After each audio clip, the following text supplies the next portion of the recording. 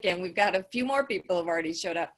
So yeah, so I first met Elke when she came to this area to work on her film, her award-winning film. She has several award-winning films now on the wolves, on the wolf reintroduction, and it's called Stories of Wolves.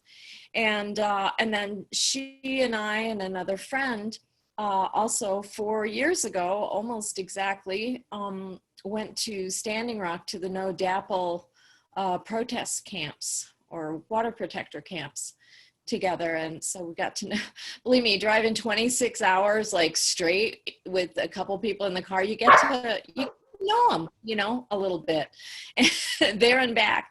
And okay, I can say from personal experience is really truly a remarkable individual when it comes to her relationship with nature and you know, animals. And this cat here that you see on my back, on the back of the chair, one time she cat sat for me. Well, this cat, Callie, was like the runt of the litter, and she has some sort of neurological something wrong with her. I have her sister, and she's, you know, really different. She's fine. So I went away, and then I came back, and Callie was just like a lot more mellow, and she seemed more relaxed and at ease. And I commented on that to Elke, and she said something like, oh yeah, we had a little talk. and then Elke had a little talk with me too, as Callie's human, to just help me understand kind of what's going on with her and kind of how to be with her. And it was tremendously helpful. She also had a nice long conversation with the skunk that was living under my house. And I was really worried about what the skunk was going to do, but I didn't want to call a skunk remover because they're mean to skunks. And you know, it actually got worked out, and the skunk doesn't come under my house anymore, and apparently doing fine elsewhere. So with that, this is going to be a 90-minute session. I know there's been some I'll hand it over to Elke. Welcome, Elke.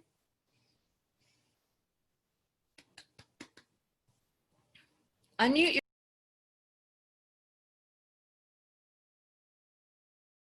yourself. You're muted. Right. Oh, there we go. I'm sorry. I'm so delighted that I am able today to share my love and my work with all of you. And thank you all for being here. And that's what I would like to do first. I would like to honor you for being here. There's many things you could do, many places you could be. Well, maybe not so much with COVID, but you're here right now. And that really shows the goodness of your heart, that you are part of this institute, and that you are so so caring and loving as to immerse yourself in this kind of work for other humans, for nature, for animals, for other non-humans. And I would really like to honor that today, because so often we think, oh, I don't do enough, or I could do more, or what am I doing wrong? But we don't look at who we really are, and we don't look at the goodness in our hearts.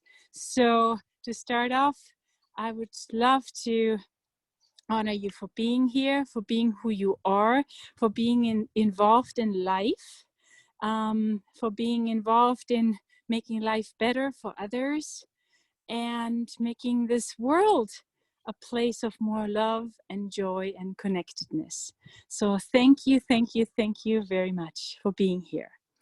For me, I would like to tell you a little bit about how I became so involved in being an advocate for nature and animals, and ultimately for humans as well, because the better the living conditions are in this world, the better life for humans is as well.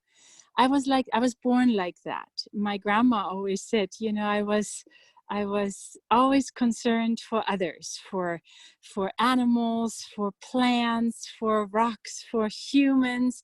She was telling me the story where she would take me to the cemetery to tend to the graves of my ancestors, and there was a statue of Jesus there, and Germany was very, very cold at that time, and I would stand there and would say, Grandma, you need to teach me how to knit. He doesn't have any socks. I want to make some socks for Inri, because that was INRI was the inscription on the cross. So she tried to deflect me from that, but I really insisted on that, and I learned how to knit that year, but I guess somebody took off those socks. Anyways, I've been an activist my whole life. When I was growing up, it was maybe 30, 40 years after World War II in Germany, and animals, nature, and life in general wasn't that revered. It was so much about survival, you know, like who has how much and how can we survive, because there had been thousands of years of war and violence against women and nature. And so there was really no, how should I put it, enjoyment of life so much. It was more about survival. It wasn't thriving. It was always about surviving and who has the most and who can make it. And so the life of the animals didn't matter at all. First of all came the humans, and any other life forms weren't that important. So at that point, there was still rabies around, and they were preemptively killing all the foxes and all the animals that could have carried rabies. It wasn't even that we necessarily had rabies in my village, but there could have been a fox with rabies, so we're going to kill them all. It was preemptive strike against nature, always. Before something could have happened, we'll kill them all. So there was a quarry, and I had a lot of freedom as a kid. And the only thing was I had to be home when the bell rang at 7 p.m. And if I timed it right, I could go really far and run really fast and be back when the bell started stopped ringing, the little bell at the that we had in my village. It was just supposed to tell us the time. So I would always have the foxes, but at some point others found out that there were foxes and they wanted to annihilate them. So I would basically occupy the fox den and say, nope, you can't hurt them, you can't hurt them. And I was a little kid, and they would laugh at me and wait till the bell would ring and I had to leave, and then they would do whatever they did. And at some point there weren't any foxes anymore. But nature was very, very, very resilient. So if there were any females left, instead of having 3 to 4 puppies then the next year, they had 10 to 12. And if they had 12, 10 of them would be female. So within 2 years, the population of the foxes was back up. It was so amazing. And I learned that, you know, like they were just back. They just came back, even though they were gone for a little bit, but they all came back. And I realized at a very young age that how we live in this really beautiful, intelligent design called nature that makes a lot of sense, and how we really are a part of that, how we are nature, how we are human nature in human form. And so I really learned as much as I could from all my experiences, and I really wanted to be a guardian of nature and the animals, because they really didn't have anybody. People would always say, you know, like humans are so much more important. But I was like, no, all life is important. All life matters, really. That's what I felt like even as a kid, you know. And we need to make sure that all life is nurtured. The thing is, in my family, we had gypsy heritage, and we were basically the lowest caste because we were farmers. We were the serfs to the royalty. We didn't have our own land until like the land reform in 1848, until people rebelled and got a little bit of land, too much to die and too little to live on. We could never split up that land. So, and also, you know, because of my gypsy heritage and all the wars and all the things that had happened, we had lost 4 family members in the camps in World War II. And so my grandma and my great grandmother was the healer of the village. She would always tend to people, their emotional health, their physical health, their psychological health, everything. She was really, really in tune with life. And she was the mother of my grandma. And she raised me for the first 4 years. She helped raise me. And then grandma helped raise me because there were 4 generations in the same house. So grandma was used to losses when people like losing family members, because when people were really themselves and tuned in and connected, and they were being prosecuted for being who they were, and we had lost a lot of family members that way. So when I stood up for the animals and when I stood up for the earth and other people, grandma would always put her hand on my mouth. And for the first years of my life, I grew up with a hand on my mouth. She would always say, don't say anything. We can't afford to lose you too. Don't. And she had long black skirts on, and she would put me under her skirts and behind her back and put her hand on my mouth to protect me from the others, because leading a connected life with others and caring for others was not what my people had been able to practice safely, because they were always in danger. If somebody you know spoke their truth or stood up for somebody else, they were always in danger. So, but that didn't deter me. I decided to be myself anyways, and to not be quiet, and to tell the truth, and to stay myself, even though the cultural around me, the mass consciousness, was so different. I remember one of the people, the old people in the village, you know, looking at me when I said something about protecting the foxes or being kind to nature. He looked at me and he said, "You're so lucky, because if Hitler still were around, you wouldn't be. You'd be dead being who you are." And but instead of being scared, I was more like, well, good, he's not, and I do what I need to do. And so I basically never lost that connection. And I think that's very important, because so many times nowadays when I'm with young people, they're afraid not to fit in and to be weird for being connected and to having connection with the animals, for example, or having or being able to communicate with other life forms too. Which I'm doing, and which I have been doing my whole life. And yeah, Laura is right. I was communicating with the cat and the skunk, and just recently, you know, with all the other animals around here. So I never lost that. I was willing to be weird. I was willing to stick my neck out. And I noticed that when I do stick my neck out, then other people come forward too. Like my wolf work started when I was like 5 or 6, and Grandpa took me all around our tiny little fields, the size of a living room, I always say, and would say, "Oh, this is called the stony field." And that's kind of self-explanatory, you know, we had to remove a lot of stones from there. "And this is called the cornfield." And then, but it was kind of boring to me. But then we went to the forest, and he said, "And this is called the wolf trap." And that's when I got really interested. And I said, "Grandpa, where are the wolves? This is awesome." And he said, "Well, this is where our ancestors killed the last wolf here in a wolf trap so you and I could be safe. And instead of, and I kind of processed that. And then I said, but Grandpa, nobody asked me and I want them here.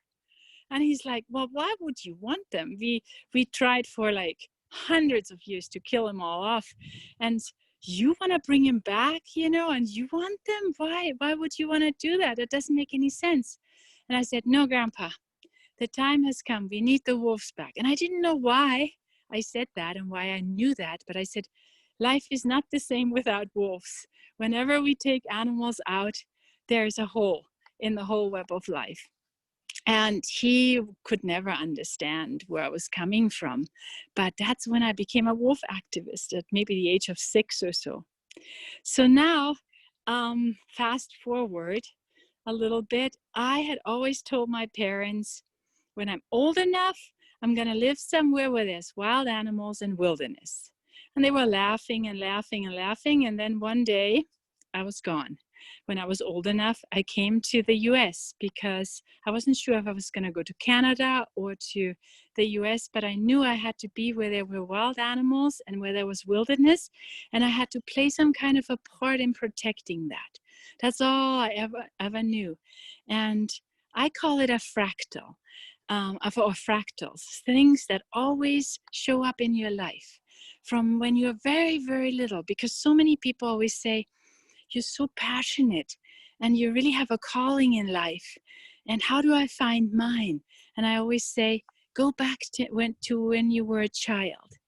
And what gave you joy? And what did you love to do? And where did you love to be? Because that's a fractal in your life. That's something that always will show up.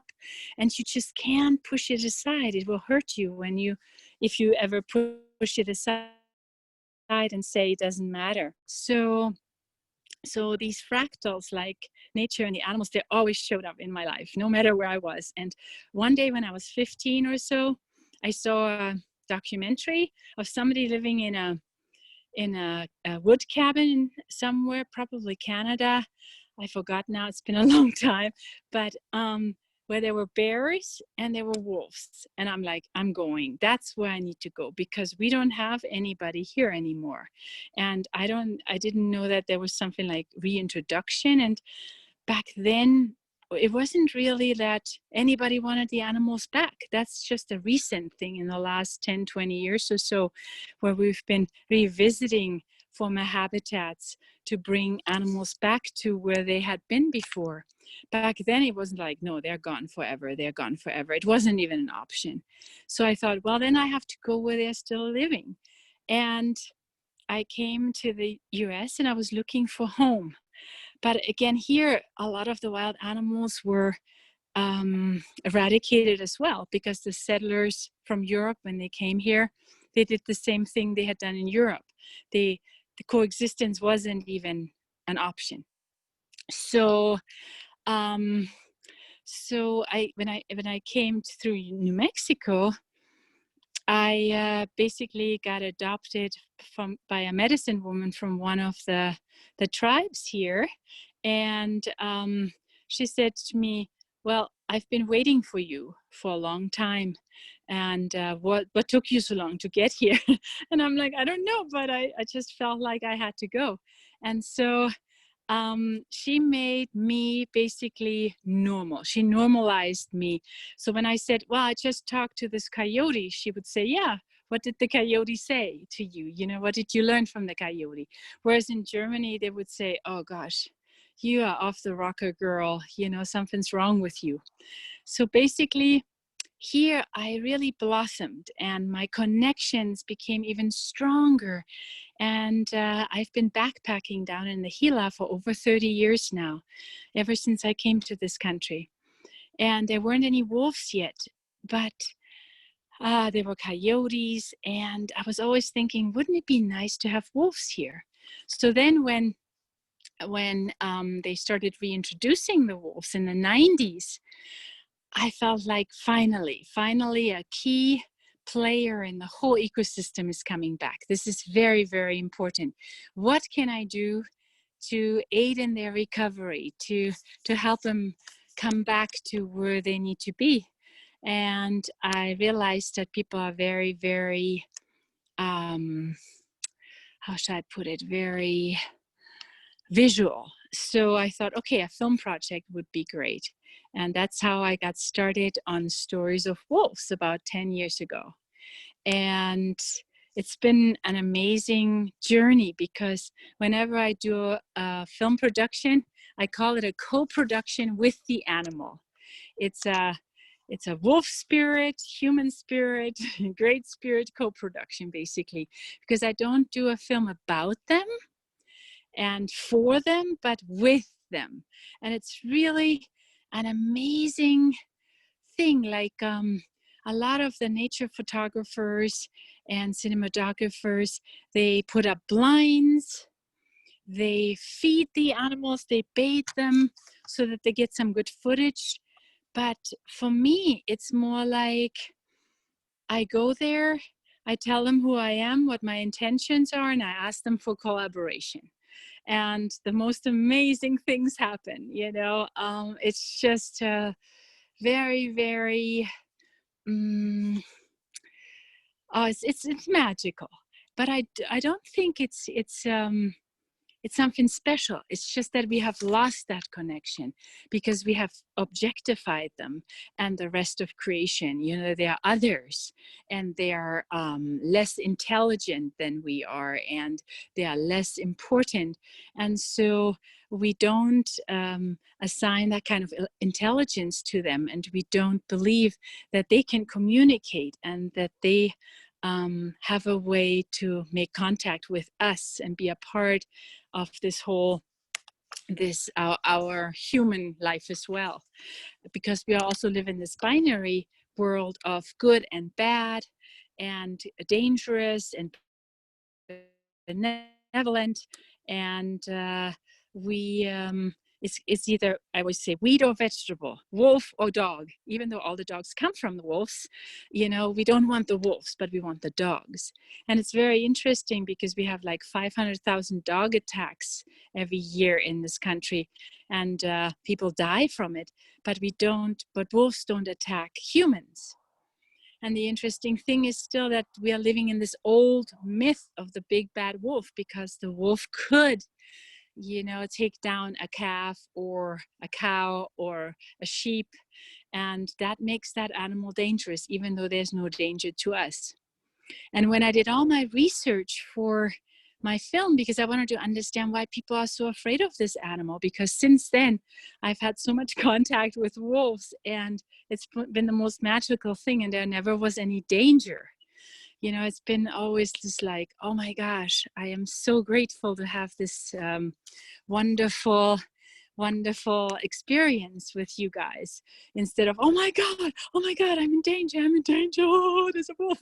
It's more like, oh, wow, thank you so much for showing yourself to me and trusting me, and so then there's this whole interaction going on. So I'm looking into all these old stories, but these old myths, they still live on, and they still live on. And I remember I found a headline in Slovenia. It said, wolves about to eat baby, stop train. And I'm like, what is that? What happened was, people on a train saw some wolves a few miles down the road. They saw a woman with a baby. They stopped the train. They whisked the woman away because there could have been danger to her because there were wolves around.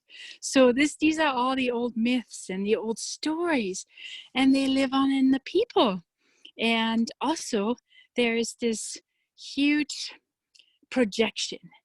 The wolf is the bloodthirsty beast, but we're actually projecting something onto another animal, the wolf animal, from the human animal, that we are actually practicing, because we have been pretty bloodthirsty when you look at all the wars that we've been starting and implementing as a way to solve conflict. So we have been really projecting outward to the wolves what's actually going on inside of us. And that makes it really difficult, because now we have two fronts again. The people that believe that this is a bloodthirsty beast, and the people that idealize almost the wolves, like the noble creature, the wonderful wolf, and neither one of them is true. They're just animals doing their job in the ecosystem. And so I had to really look into, how to get the point across that we need all players in the ecosystem, and especially like a keystone player like the wolf, without, getting into the binary myself, the bad ranchers or the bad people shooting wolves, because I didn't feel that way, because I grew up with ranchers and with farmers. So I had a lot of compassion for them as well. And it was really interesting because I did pretty well until one time when I was in wolf country, and there was one wolf family where the father and the mother only had 3 legs. One was shot off and one was trapped off. So they only had 6 legs between themselves, and they were raising 4 puppies. And I felt a lot of compassion for these wolves.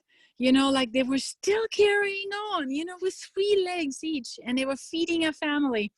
And I was filming at that point, and there was talk about removing the wolves or killing the wolves because they had been killing some cattle.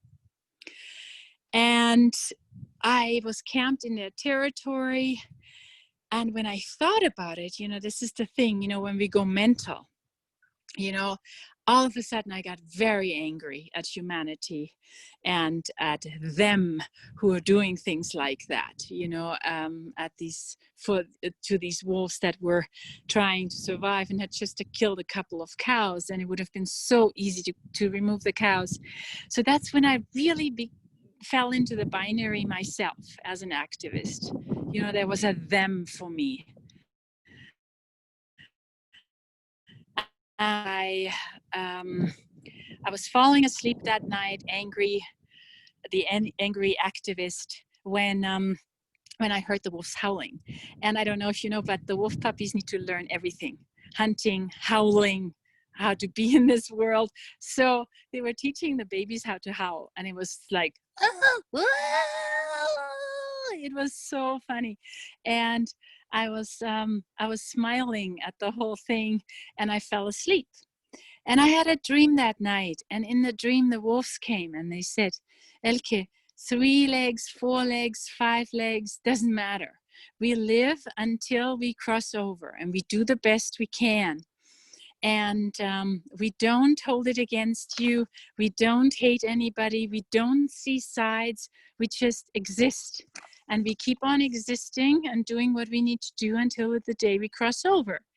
And then they said to me, you would do a better film, make a better film if you followed those guidelines as well and didn't take sides, because there is no other. There are no bad people. It's just a cultural conditioning and what people know to be true. And I woke up that morning and I was so lighthearted and I wasn't angry anymore. And I thought, this is really good advice. And I left the tent and there were wolf tracks all over the place. The wolves had really come to my tent at night and had somehow transmitted this message that's been really helpful for my work, because so often we take sides and we fight each other, and we get so stuck in those ruts. And I must say, sometimes I still have those feelings of anger, but I don't get stuck in them anymore. I always think of the wolves and get myself back out. And I'm like, if they can do it, I can do it too. I can have compassion. I can have an understanding of other people and their ways of life and their fears. And so I've been learning a lot from these animals. And also, I grew up at the border to East Germany at the height of the Cold War with machine gun fire. Every night they were practicing for World War III. And they were telling us in high school, don't worry what you're going to be, because we're going to die first. We are so close. It's just a matter of when. But I would always stand at that border with the border guards from East Germany, you know, like pointing Uzis at us kids and laughing and making jokes at us. I was always standing there and thinking, no, you know, they might have a different ideology, or they might believe in something different, but they're humans just like I am, and they must love their children like I love my parents, and they must be the same people, even though they have been villainized by us. You know, those are the communists. We don't want, you know, they're horrible people. These are the Russians, the communists, and they are more horrible than we are. And so it was really interesting, because a few years ago at the airport in Albuquerque, I opted out of that screening with, I don't know, where you have to go through the I don't know what it's called, but anyways, I said I was gonna do it, have somebody search me manually. And when they brought the woman over to search me, she was from Russia. So our biggest enemies from 40, 30 years ago, now we're doing security for us at the airport. It was just so amazing how things always change, how we always have some enemy in our mind, and some people who are worse than we are, and yet that changes all the time. So all of a sudden, our worst enemies, the Russians, became our security per people at the airport. So things can change fairly quickly, and I really noticed that I had to come from compassion for others, and not try to convince them of my point of view, because that's almost like a form of violence, to try to convince somebody else of your standpoint, but more like maybe to educate, to just be there holding the space, a different possibility, in this case maybe of the possibility of coexistence with predatory animals instead of like annihilating them.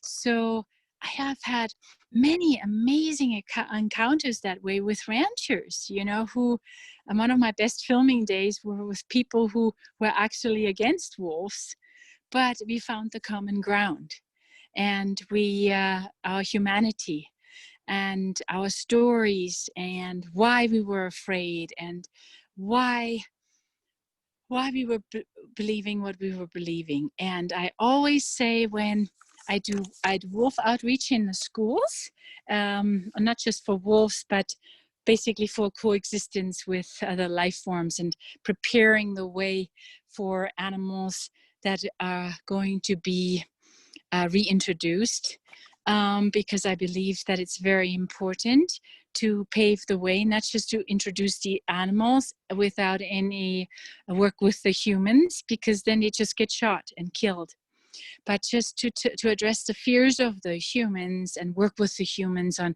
how we can make it work in terms of coexistence. And so I always say to the students, you know, let's not make your parents or grandparents wrong if they still believe in killing all the predatory animals, and that we can either have livestock or wolves, but not both.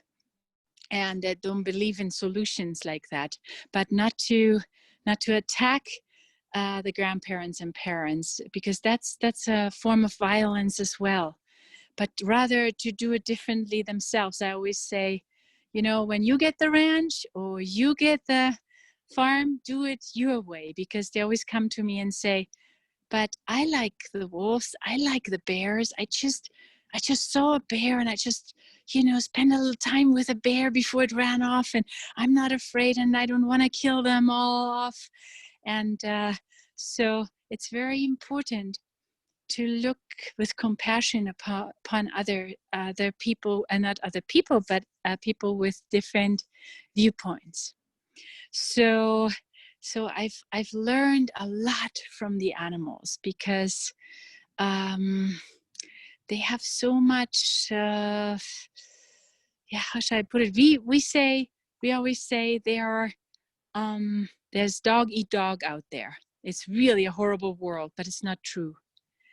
it's really, they're always watching out for each other, and they're helping each other out, and they know that they can't just take out, if the wolves are gone, then it will affect the deer, and the deer know that.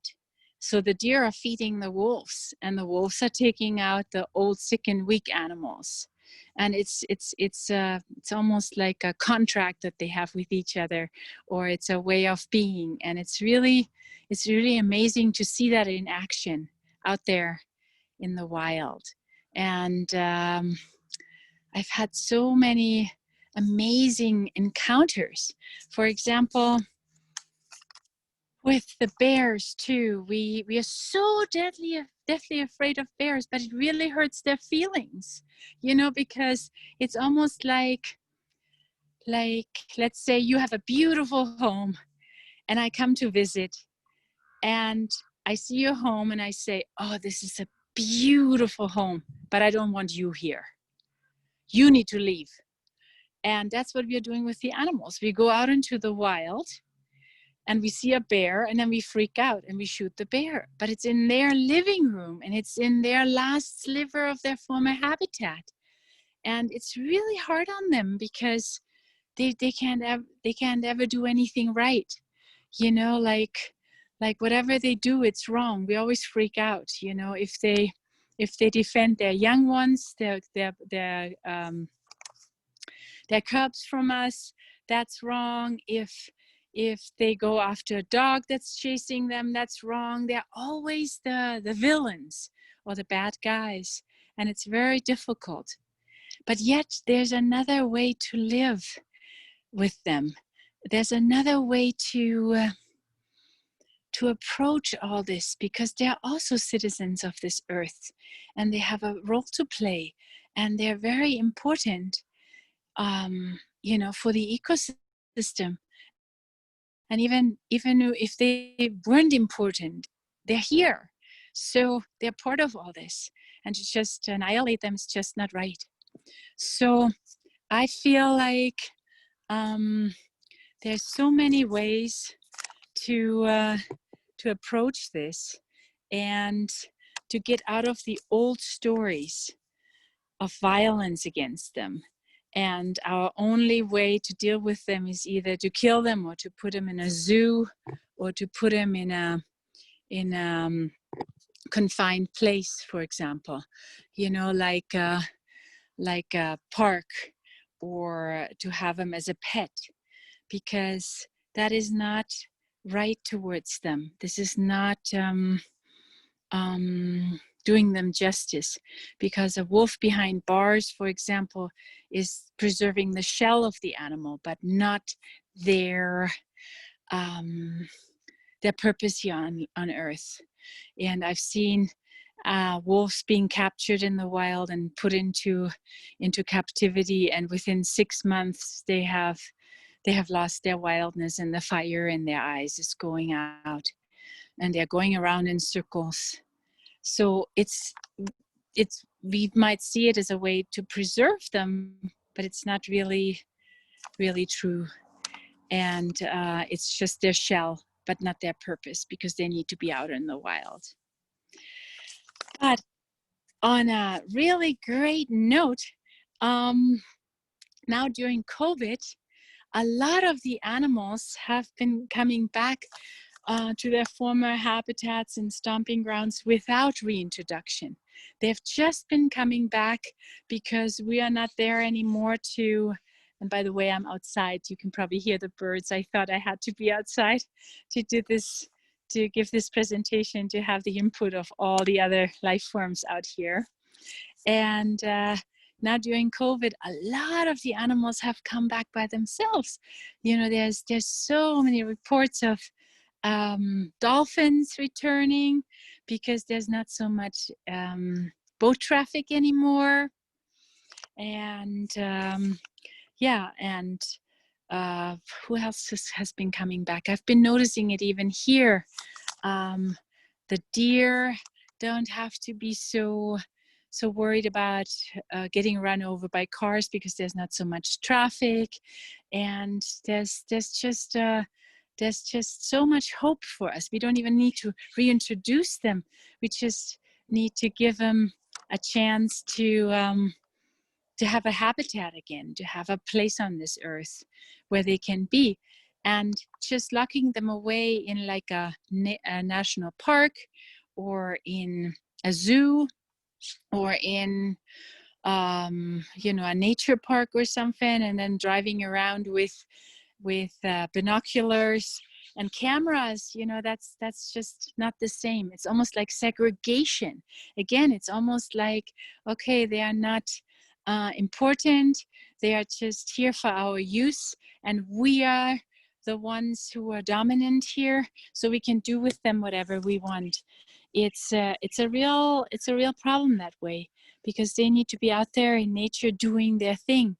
But if we always come towards them with fear in our hearts, that's then what's the mirror we are putting up towards them, and then they have to defend themselves from us, which is really a problem, because they don't see what we are wearing and who we are and what our status is. They can just feel into what our intentions are and what our hearts are like. So it's really important, and I call it fearless, empty, and loving, to be awake, aware, and alert when we go out into nature. And do not bring a hunting dog that chases everything and everybody, but just maybe to go by ourselves and to be very alert, and to really take in where we are, not have earphones in, not think about our problems, not be off somewhere else, but just to be totally present. Because that way we are a presence in their home that is not threatening to them. And we can have so many more different encounters, because then it gives them that are not dangerous and that are not how should I say, traumatic in any way, shape, or form. Because that way, then we can really take in who's there, and we can have respect for them and honor their space, and they don't feel threatened. And often we have the most amazing encounters. So there's many ways to coexist. We don't have to go into the old mythological stories of fear and of danger all the time, but we can forge new relationships and new stories with these animals, because we don't have so many left anymore. It's almost over when it comes to large animals, especially predatory animals. So, but yet wherever they are returning, the whole ecosystem is thriving. So yeah, what else did I want to tell you? Because we're all in our own right activists. Elke, can I ask you? Yeah, we will have time for questions in a second, okay? Oh, okay. Yeah. I just want to finish. We'll do question and answer, and then some more storytelling. And I have a treat for you. I'm producing a series, Messages from the Animals, and the first one, the pilot project, Otter Love, is now in a film festival this weekend online in Four Corners in Farmington. And it's not public yet, but I have the audio for you as a story. And you're some of the first ones to hear that story and that message. And yeah, so let me see how we're doing in time. Oh yeah, good. So what I wanted to say real quick is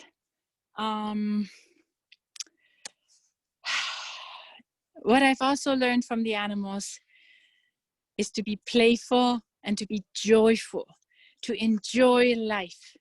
And that's a big deal with us activists, because so many of us go down that rabbit hole of how horrible everything is and how bad it is, and how we're losing so many species a day, and how we're treating each other, because it's not like we're treating nature so badly and each other so great. No, it's just all the same. You know, we're treating each other the same way we're treating nature, and we're treating ourselves the same way.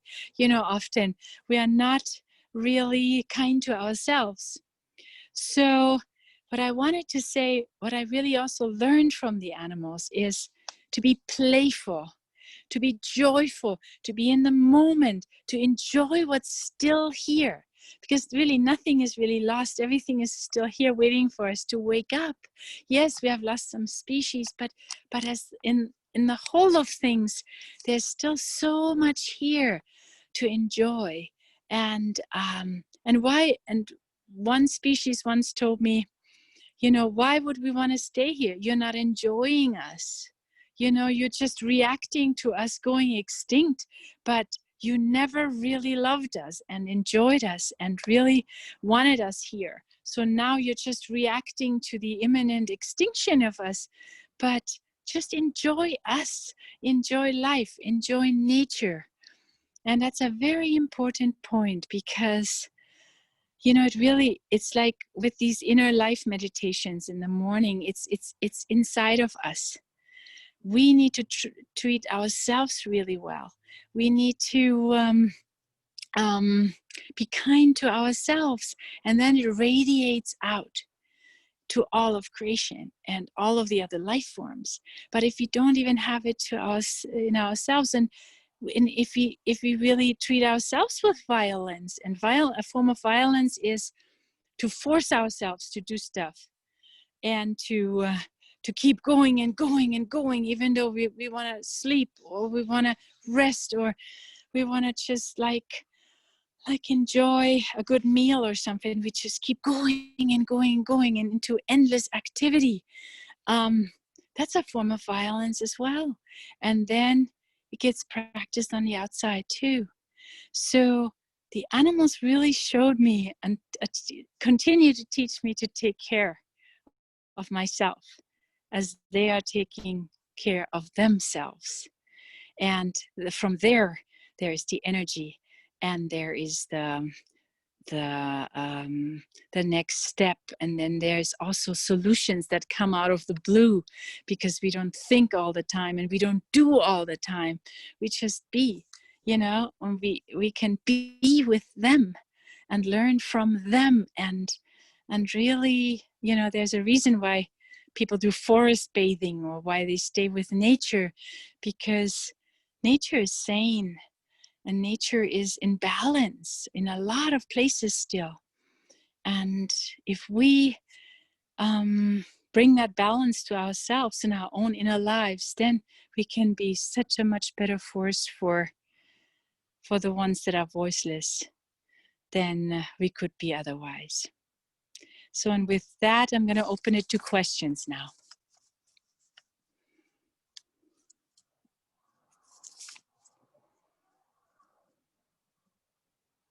Are you still there? I can't hear you. Maybe you want to type the question. I can't hear you at the moment. Let me see. But I heard you earlier. Who are you talking about? Are you talking the about lady me? who wanted to ask a question earlier? Oh, that might have been me. I was okay. I was just going to ask if we could ask questions. That was all. But then now we are. Yeah, it might just take a minute for people to go out of like listening mode to thinking about what their questions are. So, sure.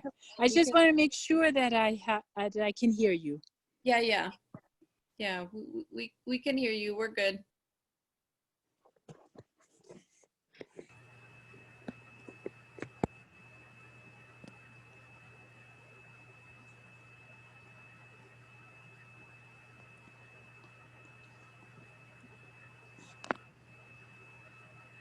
Well, one thing I imagine some people are going to want to know is how they can find your films. And I don't know if you sent links in to Sabrina or somebody or anything like that, but we could do that if you could send Sabrina some links or me some links or whatever, how to see your films.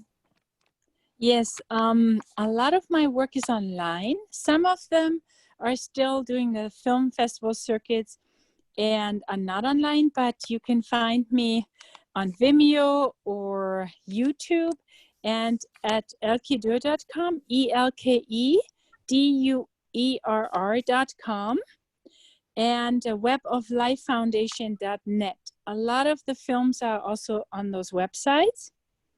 And I think I submitted those websites also to the common, yeah, here we go, thank you, to the common folder, you know, so that people could have a look before even the workshop.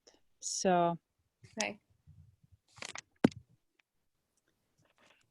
No, we don't have wolves in our yard or in our neighborhood, but we do have rabbits and birds, and I feel like I can at least try and communicate with both rabbits and birds, and sometimes I feel like there's some mutual contact.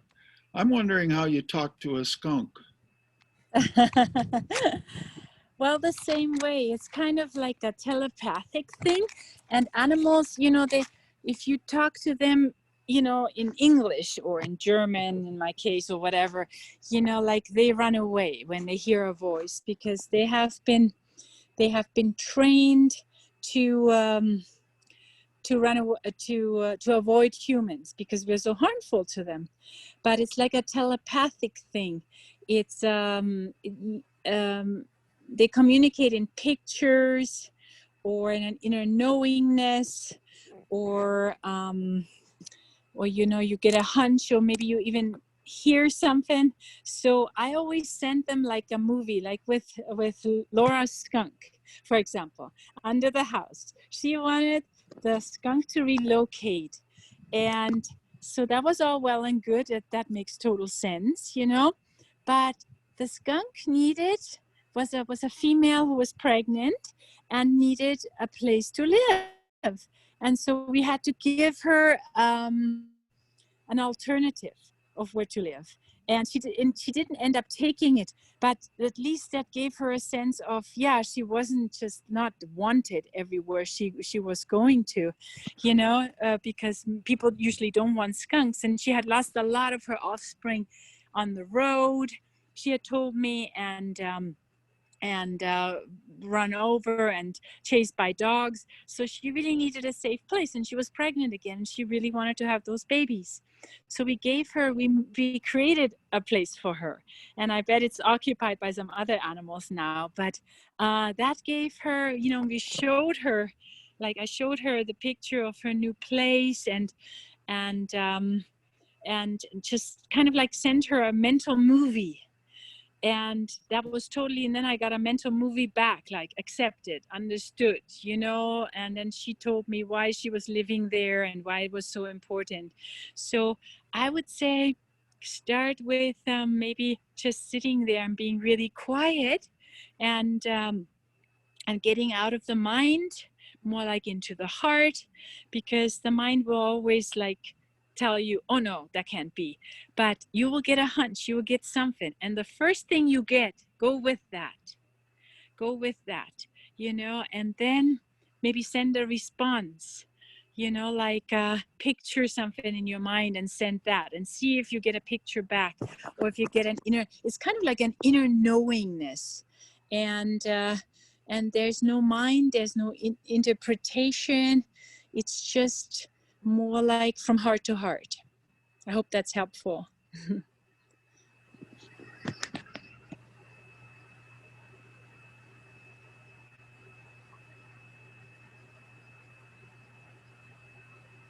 And always, you know, like give animals and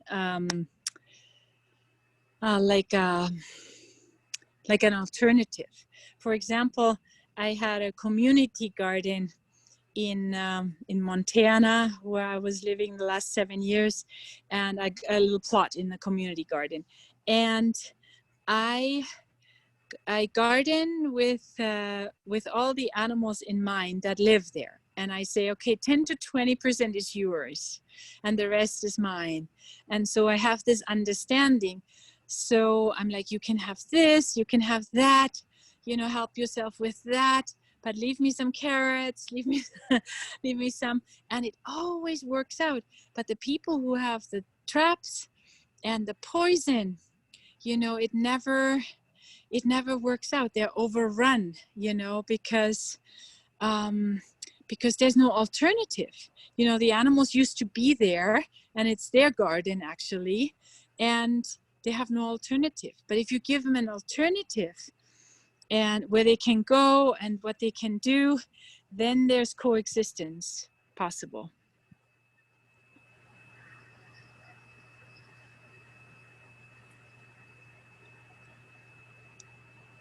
Audrey, did you want me to ask that question?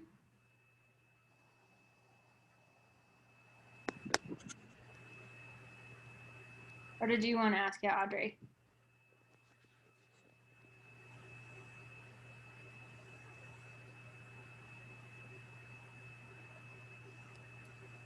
Can folks hear me? This is Sabrina.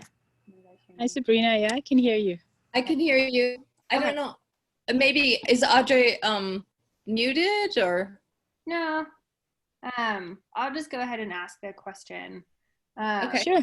Is that I practice nonviolence in my food choices. Do you think that animals can smell or sense when someone is a meat eater? I think they can, but they won't hold it against you, basically. They're not judgmental, and how should I put it? They always give us the benefit of the doubt, and there's a lot of meat eaters amongst them as well. So it's not really so cut and dry or so dogmatic. You know, it's like it doesn't make you a better person if you don't eat meat. It's more of a sense of what does your body need, and what is best for you, and how do you treat the animals before they get killed for slaughter or for meat. But I think what they really sense, if they sense maybe that you ate meat or whatever, but they don't judge that. But I think what they sense is if you have fear and violent thoughts towards them, and if especially fear, and if you're armed. It's so interesting. I have a friend who has all this land, and she doesn't let anybody hunt on it, you know. So every October she has hundreds and hundreds and hundreds of deer and elk, and they all seek refuge because they know that they're not gonna get hunted and killed on her land. They can really sense that, you know, like in other people too who are hunters, you know, during non-hunting season they have all these animals around them and all these animals on the land. The first day of hunting season, there's nobody. You know, so I think they can really sense that intent of a person. You know, why are you in the forest? What is your intent? And is it harmful towards them? And so it's very important to have a I call it fearless and empty and loving intent when I go to the forest. You know, I'm not afraid of them. I don't want anything from them, and I'm loving towards them and very mindful and very aware that it's their living room. And for example, to give you a good example, before I go, because it's actually a home invasion if we go into the wilderness with 5 dogs off leash and a gun, you know, it's the home invasion of the bear country. So I always ask for permission. I just sit there and I say, you know, may I go for a hike here? And 99% of the time I get a yes. But every once in a while I get a no, and then I don't go because maybe it means there was a kill. You know, maybe an animal killed another animal next to a trail and they're eating on it, or they gave birth, or they have babies, and then I just don't go because it's their home. But they are very much in tune with your and our intent. Like, to give you an example, a friend of mine had a wasp's nest at the back door, and and was going through a lot in his life, a lot in his life. And so when he left the house through the back door, angry or sad or totally not in tune, not connected, thinking about something else, he would get stung. But whenever he was really, really tuned in and happy, nothing. So they react to us, basically. They react to what we are putting out. It's kind of like a mirror. But don't worry about meat eater or not. Any more questions?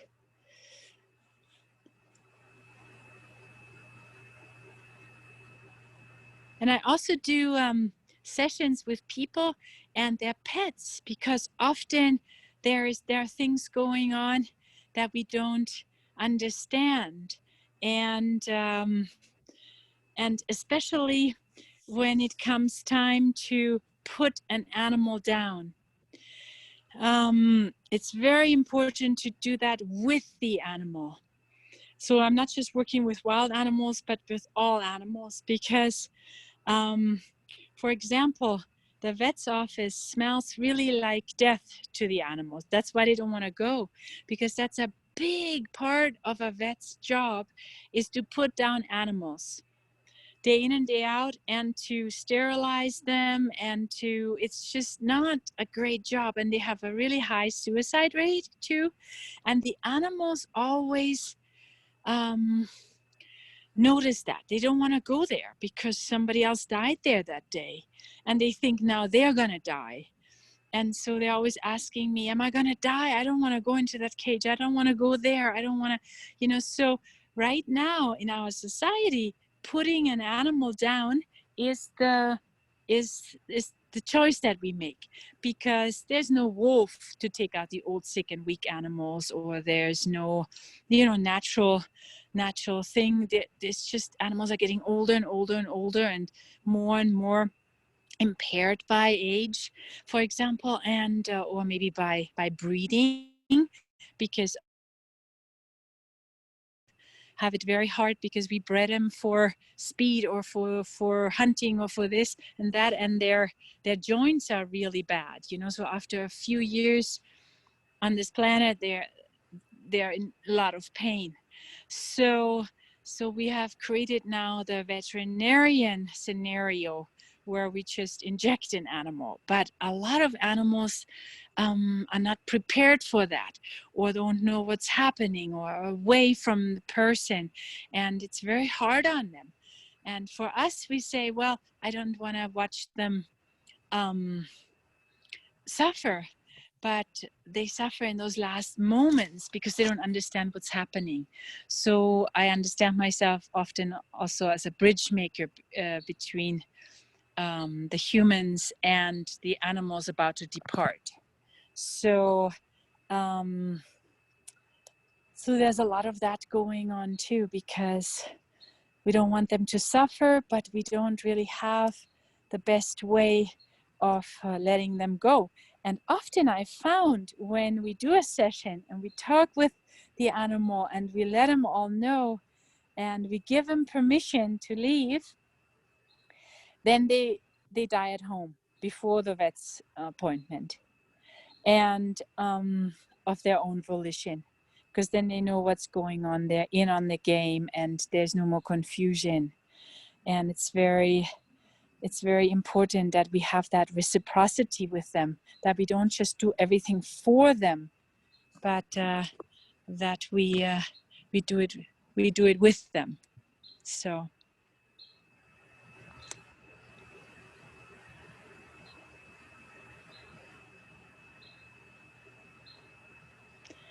but all the other life forms out there are very intelligent and tuned in and connected, and it would do us a lot of good to also be that connected to our surroundings, to our pets, to ourselves. But it starts with ourselves. If we don't listen to ourselves, and if we don't take care of ourselves, then that voice is muted on the outside as well. you know, then it's harder to, it's kind of like the more open we are to our inner world and to who we are, the more we are also tuned into the outside world. Claire, do you have a question? I was going to say, in terms of knowing when a cat is ready to go, my wife and I were actually living in Moscow, Russia for an extended period of time, and my daughter was staying at our home taking care of our cat, and she called and said that she had to take the cat to the vet, and the vet had told her that the cat's kidneys were failing, and she was in quite a bit of pain. And so we gave her permission to go ahead and put the cat down. And my daughter has a very good relationship with animals, but when she got to the vet's office, she could hear her crying. And she picked her up and she told her that she had talked with us and that it was okay for her to go. And the vet was preparing the shot for her, came in to give the shot, and he says, she's already gone. Just that quick. You know, she gave her permission and she went. Another fascinating thing that I had happen with animals, I was raised on a farm for one thing, but when I was in the Air Force 50 some years ago, and was up in Alaska. I was out on the tundra one night with another person, and we were camping out, and all of a sudden the other person gasped and said, "Shoot that." And I looked up, and about 5 foot above us was a huge snowy owl just hovering there. And he was concerned about its talons, you know, they were extended and fearful. And I said, "No, we're in its territory." And I said, "It's just curious." But that owl had no fear of us whatsoever because there were so few people that were ever out there, you know. But it was just amazing. For about the next 40 minutes, I watched the owl and its mate. It was a beautiful moonlit night flying down through the valleys. And it was just a beautiful, beautiful experience. Thank you so much for sharing, because that is so important what you just shared. Like, we always say, oh, the wolves, for example, they're such shady creatures, they are never showing up. Well, they have learned that if they do show up, they get shot, you know. But in areas where there are no people, they're just doing their thing, and you see them all the time. And the first settlers said they saw a lot of wolves, and they saw a lot of wild animals that are now so-called nocturnal during the day. You know, that was during the time when there was no danger for them yet, but they learned. And so, and the other thing is when you said that with the permission, that is so important, because a lot of, with your cat, a lot of people are, you know, not giving their animals permission to leave, because they're like, what would I do without my dog, you know? Or you can't go because I'm not here, or whatever. And so we are psychically holding on to them. So a lot of times, just that giving them permission to go and telling them, I can manage by myself now, you know, like, you don't have to protect me anymore. You know, I'm a grown person. I don't need you to protect me. And then they're like, oh yeah, good. And then they go by their own volition, and they do it because they don't necessarily want to be injected, because it confuses them often in the death process, you know, to have chemicals in their system. So yeah.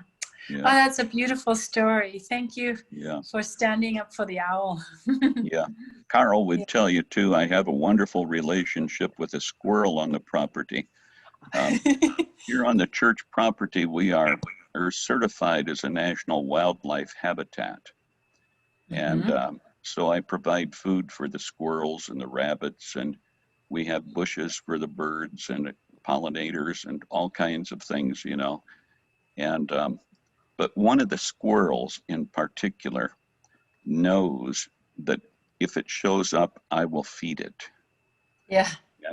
And even this summer, I usually don't feed them during the summer, but this summer, if I'm out working, different times that squirrel has come around, and I'll go in the house and get a few pecans for it, and it just sits there perfectly content and eats. And the last time it did it, it went up after eating.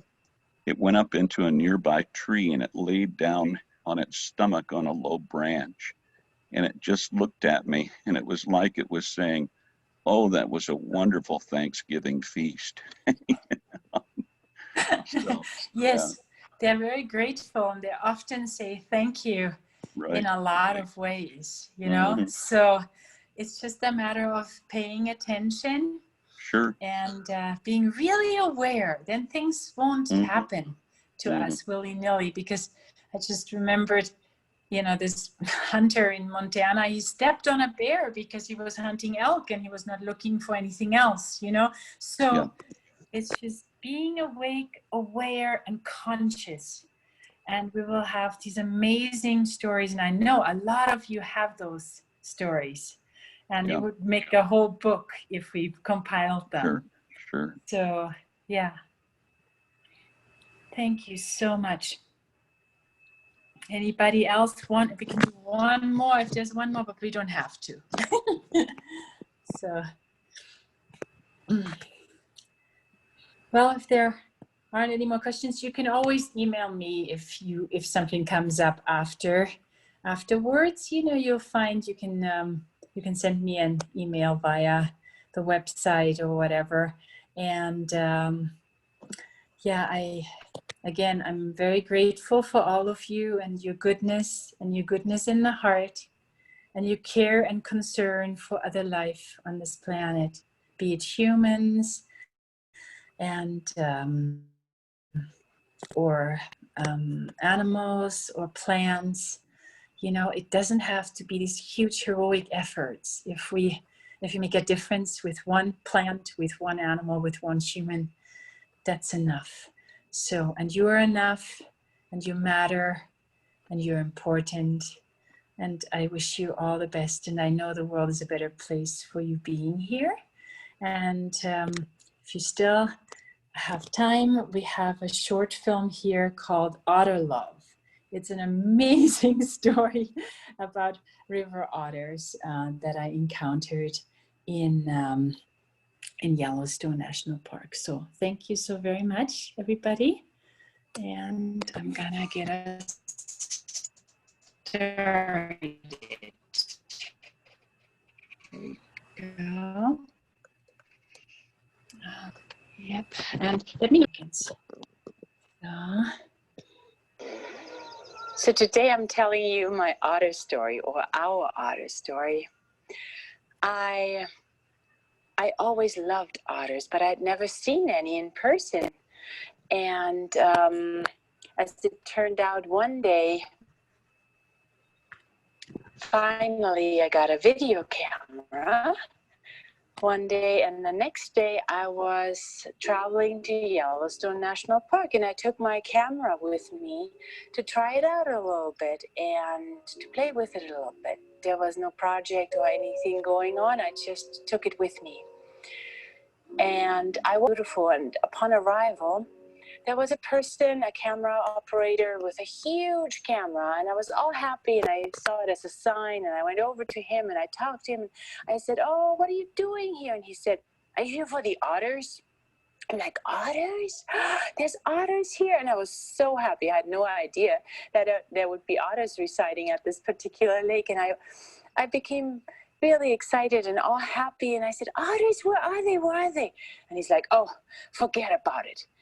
You know, I've been here for weeks and they haven't been coming out.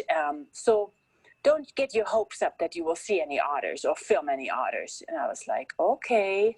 And you know, I tried to make a little bit more conversation, but it didn't go anywhere. So I decided to retreat and go to the lake and sit down. And after a while, you know, the person left, and I zoomed in on my camera, and I had no idea where the otters might be, and I hadn't seen any sign of them. And I zoomed in, I said, guys, you can come out now, he's gone. And about a minute later, I heard some sounds, and I heard them talking to each other. And when I looked through the camera, because I didn't know where they were, all I saw was fur because they were so close. So I had to zoom out and look ahead, and there they were, 2 otters, a male and a female.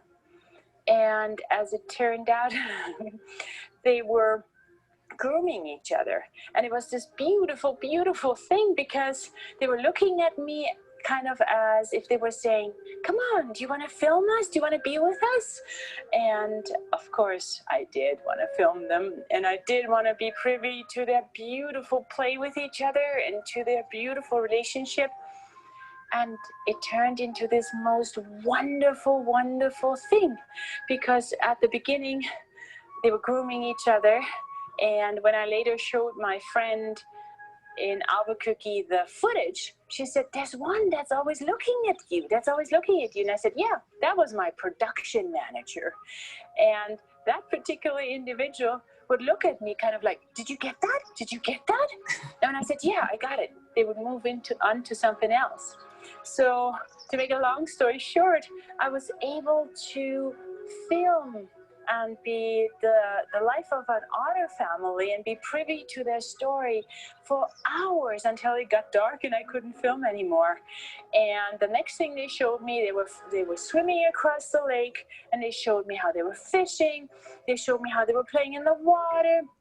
And at some point I got so emotional and so grateful for this whole scene and scenery that I was a part of, that I started crying. And I usually, and it has happened a lot since then, and I always call it, there goes the audio, because usually I say something like, oh, this is so beautiful, thank you so much, thank you so much. And the same happened with the otters. Yeah, so it was really amazing to have that opportunity on the first and only afternoon I was there. So and as I was saying that, my production manager looked at me again, kind of like, she loves us, bring out the babies. That's when they brought out their little ones, and the whole thing took this most amazing turn, because they were so adorable. And if we were otters, we would always be touching each other, we would always be with each other, we would always be playing, we would always be joyful with each other. And that's exactly what happened. The little ones couldn't really eat the rainbow trout that their parents took out of the lake, so they were just kind of sucking on it and taking away from each other and playing with each other, throwing themselves off the log that they were sitting on. And it was this most beautiful filming period that I was a part of, and it felt like I was really a part of their lives, that I wasn't just a camera operator or a spectator, but that I was a part of it all. And that I was so privileged to see the lives of an otter family from close up, and to even get to film them.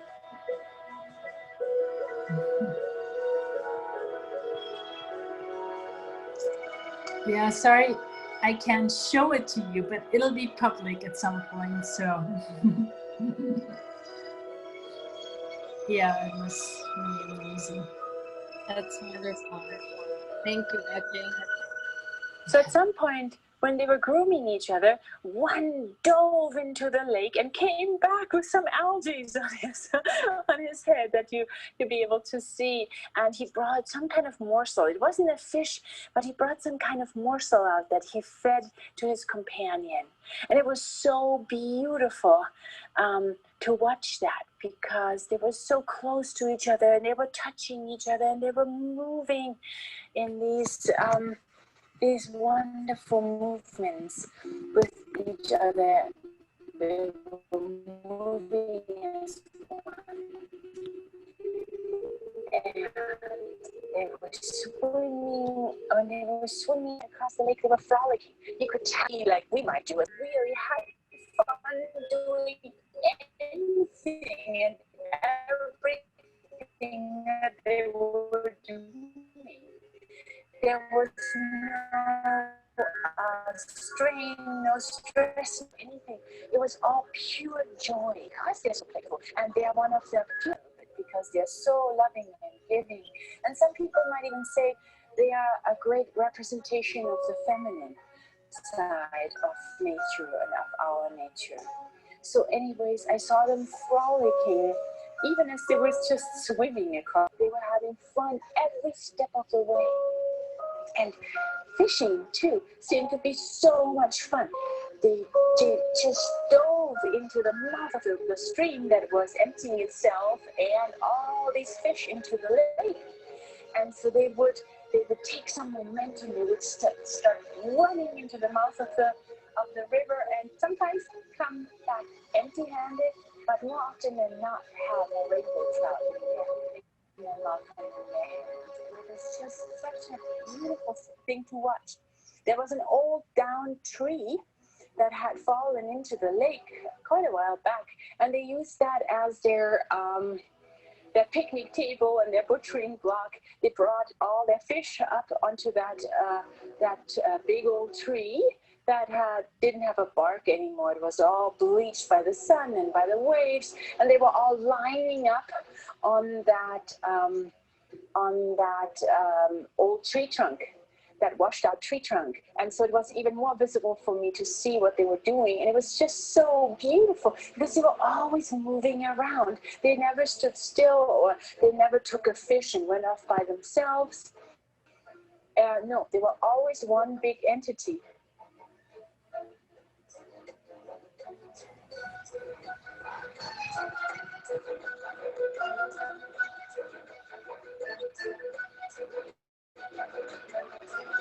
Yeah, that's really amazing. It was such a privilege to film these otters, and I'm always amazed that it really happened. And it's been happening a lot since then. So it's just because I was so innocent, and I didn't want anything from them, and there was no barriers between us, and I didn't need to get any glamour shots or anything. So yeah. So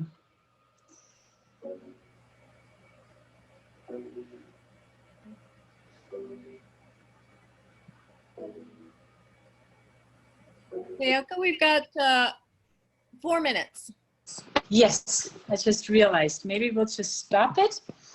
And yeah, it's only like 5 or 6 minutes longer, but you get the picture. So how it works when you're connected, instead of like seeing them as an object. Thank you so very much for coming and joining us and sharing your world and your way of relating to animals and the natural world. You have a different perspective than a lot of people who are sort of, in quotes, advocates for nature. So thank you so much, and I thank you for joining us for the other sessions, for some of the other sessions too in Satyagraha Institute. And I hope that you'll be able to join us in person next year for our in-person Satyagraha Institute program here in New Mexico. Oh, that would be wonderful. Yeah, thank you so much. I'll have more stories by then. Yeah, thank you so very much. And And yeah, you're right. A lot of advocates are afraid of animals or don't have that connection, but we all have this capacity in us, and it makes the world and our lives a lot more magical to bring them out into the forefront. So thank you. And thank you everybody for showing up. And there's just 2 more days, or I think just 3 more sessions of this virtual Satyagraha Institute. Thanks so much. Thank you, Elke. Thank you, Laura. Thank you. Thank you. Bye-bye. Bye All the now. best. See you next year. All right.